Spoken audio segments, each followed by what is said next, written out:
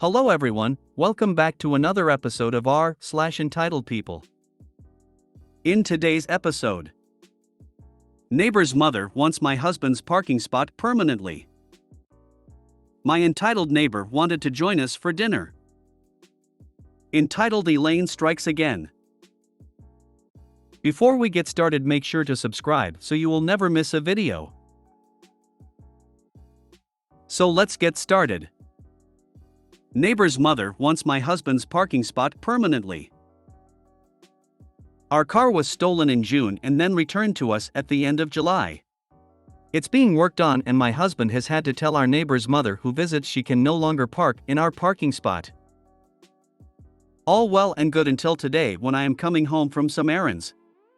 The lady is on our stoop asking for my husband and if there is a way he can extend her parking allowance in our spot. She explains she is moving into the townhouse next to us to help care for her grandkids and she sees that our car is a lost cause. She has said that us losing our car was great so she can park closer to the townhouse and not have to park on the street. What I told her and what my roommate/landlord has told her is thus: the car is being returned and instated in October and you have until then to make arrangements. This woman, who I am assuming has no sense of reality, said the chances of our car ever working is nil and that we should just give her the parking spot. Our townhouses have assigned parking and guest parking spots are adjacent. I told her she has to wait till my husband comes home and talk to him. She literally said she won't talk to him and will just take the spot whenever she wants, regardless if we get our car working or not. Car is currently at my husband's father's being worked on. I know it seems petty, but I am considering calling a tow truck the next time she does this. Update: neighbor who is the son of the woman has gotten involved and sided with us on the matter. He also had told his mother to park in the guest parking spots from now on or do not come here at all. She also lied to me about moving in, big surprise. So far I was given a blessing if she does it again to call a tow truck. We did have someone park in our spot, but he asked if it was okay. He was part of a home inspection because one of our neighbors is selling his townhouse and was only there for 20 minutes. Tow her till she figures it out. Save the tow company number in your phone, lol. She will get hint the first time that her wish.com attempt at bullying you won't work. Not petty at all. Additionally, put a sign advertising the local tow company in your front window. People like this neighbor will not respond to calm logical reasoning. She just gave you a heads up that she will take the parking spot and you can lump it. You can waste time and energy and breath trying to reason with her, but in the end you'll be at the same point. You'll need to tow her car to get the point across. She's a bully and will bully you if you let her. This must be a tactic that works for her. Tow the car. Be prepared for screaming and yelling on her part. My entitled neighbor wanted to join us for dinner. My husband wasn't home and it was just me with my 2 children and my cousin who was visiting. It was raining out and my neighbor rang the doorbell. Let's call her Elaine. She said she was locked out of her house and needed to wait for her husband. I don't know this neighbor very well. We recently purchased our home. I said she was free to wait in the entryway of our home. It has a bench and she could play with her phone. She asked if she could join us for dinner and I said I don't know her very well and my husband isn't home. She said she doesn't mind? I said, but I mind because it's a safety issue. She feels safe and I shouldn't worry. I said I don't feel safe. She got quiet for 30 seconds and said she is an occupational therapist and a healthcare professional, so we should feel fine. I said no. She can wait in the hall or leave. I'll bring her a bowl of food. She was on the phone for 3 hours and yelling, saying how we were horrible people for not letting her in. She poured the bowl of soup I gave her into my kid's shoes in the shoe rack opposite the bench she was sitting on in the hallway. I can't believe she thought she was entitled to come inside a stranger's home.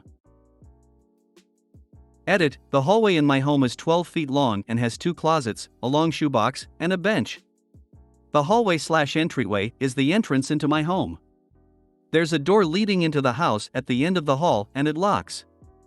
This door opens into greater hall that separates the kitchen and the living room.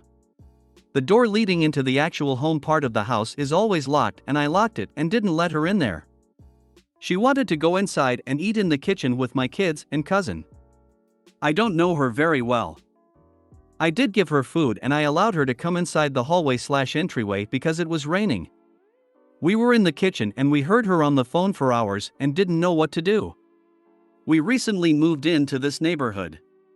We waited for her to leave, and when we went into the hall, we saw the mess she made by pouring the soup into the kids' shoes. The shoes were washed immediately and the shoebox was wiped down. If I had known her better and or my husband was home, I would have invited her inside. She poured the soup you gave her into your kids' shoes. I think you made the right choice by not letting her in. She sounds like a complete sociopath. An entitled sociopath. 3 hours she was yelling into the phone? She was in your house for 3 hours. Of all the neighbors, friends or family that she should be able to go to while she's locked out for hours, but instead goes to a complete stranger's home and expecting to be fed and entertained, speak volumes to who she really is. I'm surprised you let her sit there for 3 hours yelling negativity to slash about you in front of your children. I would have spared her from being around such horrible people by telling her to leave. Entitled Elaine Strikes Again. It's been a while since the whole incident with my entitled neighbor Elaine. I've gotten to know 3 of my neighbors so far, and I didn't mention the Elaine incident to them because I felt like it wasn't my place to defame someone. My immediate next door neighbors, let's call them John and Carol, had a small barbecue and potluck.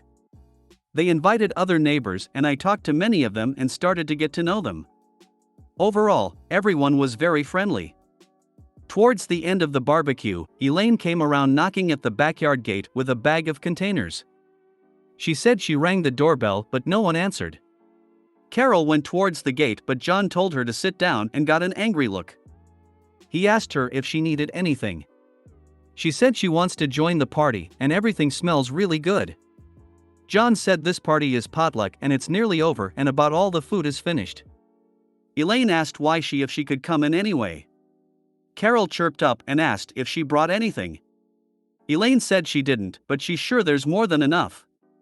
John said it's nearly over and they're cleaning up now and she should go home. Elaine scowled and tried to open the gate while John firmly held it in place. After a few minutes of that, she went home. I asked Carol what that was all about. Carol says Elaine always invites herself into people's homes with some kind of sob story or just wanting to be welcomed. She eats everything she can find and takes a lot of stuff home. She goes through the fridge and pantries. Even if you tell her no for something, she gets really upset. Carol says she doesn't want to be rude to Elaine, but with the cost of food and caring for children, it's ridiculous that an adult woman feels entitled to pantry and kitchen raiding on a regular basis. A neighbor named Jane said that Elaine insults people a lot casually and she also invites herself to couples dates nights. Jane claims Elaine called her home inappropriate and psychotic for being too clean. A neighbor named Mary said Elaine called her 15-year-old daughter anorexic for being thinner than her specifically. The neighbors mostly agreed that Elaine is really loud and rude. She doesn't have the best social skills. Most of the neighbors don't talk to her or avoid her. Elaine also never lets anyone in her home. She says it's because of COVID. She doesn't ever bring anything to neighborhood events or anyone's homes and constantly complains about being poor even though she owns her home. It's usually the husbands that have to be stern and tell her to get out and never come back when Elaine throws her tantrums. I think the husbands are tired of subsidizing her life. The husbands all complain that Elaine really tries hard to talk about her bisexuality with them and cozies up to them. I didn't share my experience with the neighbors for now, but maybe one day I will. I don't feel bad for her. I just feel that she should be kinder to people and not treat them like they exist for her convenience. She isn't entitled to other people's things. She isn't poor. She isn't struggling. Maybe we should have a conversation with her husband? What kind of person shows up to other people's homes with containers? When you say she showed up with a bag of containers, based on what everyone said, am I right to infer that she showed up with her own containers to take the food home? Wow. Your neighbors are too nice. The chutzpah for a grown woman to show up uninvited to a party with to-go containers. And going through people's refrigerators and pantries? I knew not to do that in someone else's home at about age 5. This here. A bag of containers and telling them there should be enough food for her, yikes. I wonder if she's a hoarder. Def a reason to not invite people to her house. Her huge FOMO is an indicator. No social skills.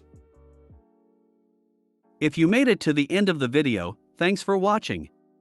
Don't forget to like, subscribe and share, and we will see you in the next video.